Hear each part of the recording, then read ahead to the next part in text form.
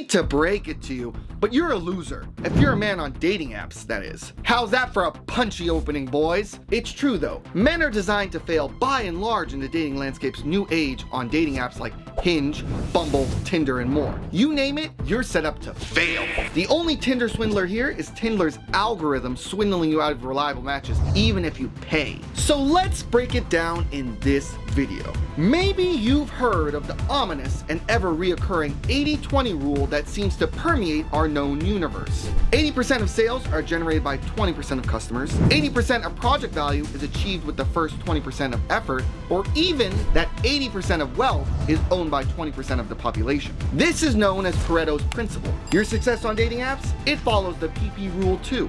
80% of women are dating the top 20% of men on the apps. This belief is widely accepted in the incel movement. But don't worry, this isn't another rad, alpha chad, red pill nonsense video, Jessica. Believe it or not, Tinder and other dating apps are simply profiting off the loneliness of men. And some women, but mostly men. Blame these corporations for simply leaning into what already exists within our culture. Hypergamy, which is the belief that women attempt to date into a higher mate class than themselves. And from a socioeconomic sense, it is a valid hypothesis. Why wouldn't a woman want the most qualified man to be her mate? If he is attractive, those genes will pass on, leading to greater mate selection standards of her kin. If he is wealthy with a lot of resources, the children will have food and shelter. Seems like a no-brainer. And something imprinted biologically and psychologically via evolutionary traits, don't you think? Dig this! John Marshall Townsend had a famous study that provided more data points to prove this in 1989. Quote, increasing socioeconomic status, SES,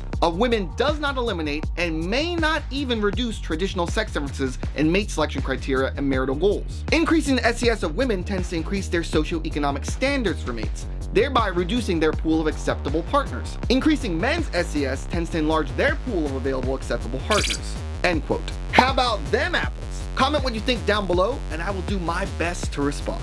Appreciate you. Great, hypergamy is a thing that exists. Now how is Tinder and the others being naughty, you may ask? Well, Cédric wrote a beautiful little article in 2018 that goes into depth, linked with all the other references in the description down below. Now, let Zaddy break the article down for you to its high-level points. Tinder's sole purpose was to attain critical mass usage and began as a free service to achieve that. Tinder tried to be cheeky by presenting itself as an alternative for the young adult versus the more serious dating websites like Match.com. But go figure, it is owned by the conglomerate Interactive Corp, which along with 43 other brands owns the Match Group and its subsidiary dating apps. This allowed it to be free for so long without risk. Tinder is a freemium service that plays on your dopamine responses to get you pay for the service, even adjusting its algorithm to give you less matches the more you use it and a slight boost to your internal attractive score if you pay for the application. To put this into perspective, not only are you battling with perceived hypergamy, but you're battling with an algorithm that is setting you up to fail and only improving your odds slightly if you become a loyal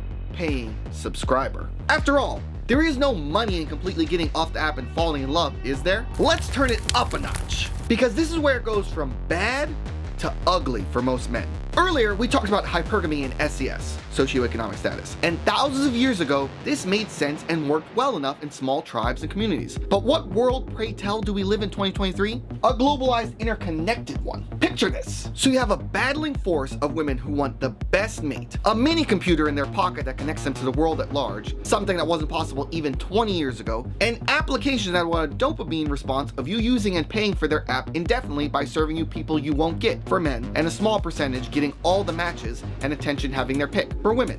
Oh, and let's compound that with superficial matching attributes like looks via a 3 to 5 second evaluation per person, not true qualities and characteristics. What we all end up with is this concoction of dissatisfied and thirstier men not getting dates off these apps, and women with insanely inflated egos. Women have always had the abundance and opportunity, biologically speaking. Men pursued the women would be courted, and the man would commit. For thousands of years this worked, and our brains are still wired and growing from that traditional small village mentality. Pursuit of the greatest works within a small village of 10 to 50. But social media has expanded access to beyond a small community to a world at large. Women can now pursue men of the highest quality from anywhere in the world. Their scope is no longer limited. Our brains aren't up to snuff and adjusted for this yet. Hypergamy is on steroids now, and men subconsciously realize this. There's intense competition, and 2 out of 10s think they are 11 out of 10s, thanks to social media's reach. And there are horny enough men to keep that ego going all out of extreme desperation and loneliness. Making sense? Share this with a friend who needs to see this. Think I'm wrong about the desperation? Scammers would say otherwise, because on these apps, they are also out of control. The Russians and Chinese are making a mint off lonely men. The market is ripe for scams. It usually follows with a match of a beautiful woman that a man would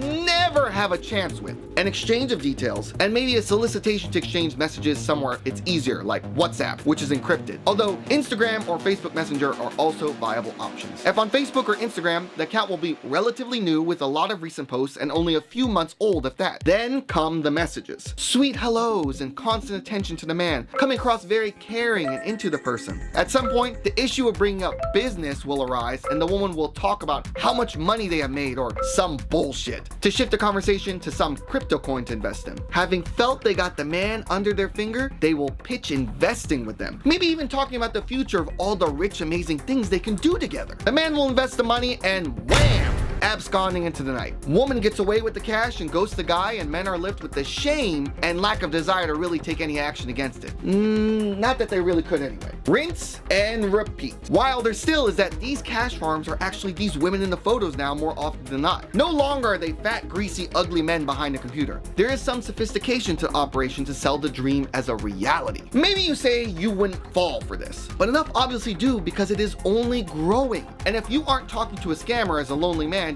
you may just be getting roped into yet another woman growing her OnlyFans career. And that is an entirely different topic and video for another day on that one. So, what do you do? Well, my advice is not even play this game.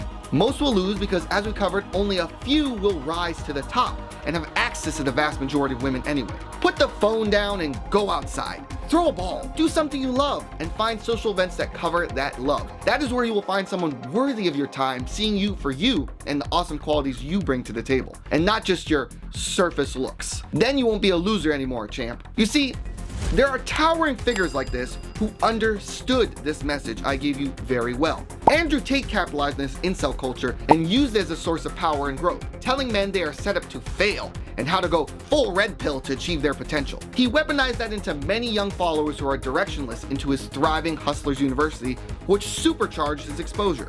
Funnier still is that recent accusations, as of the recording of this video, state that Andrew Tate was running a lover boy scandal himself on apps like Tinder, roping and trafficking women into sex work in Romania by posing as a love interest. This video is half of that story. Now you need to understand the rise of the incel culture's dominance to better get the full story. If only I had a, oh, I do! Click this video right here to watch it and become enlightened, punk, or I'm gonna crypto scam your mama. Like, comment, and subscribe for more content similar to this one.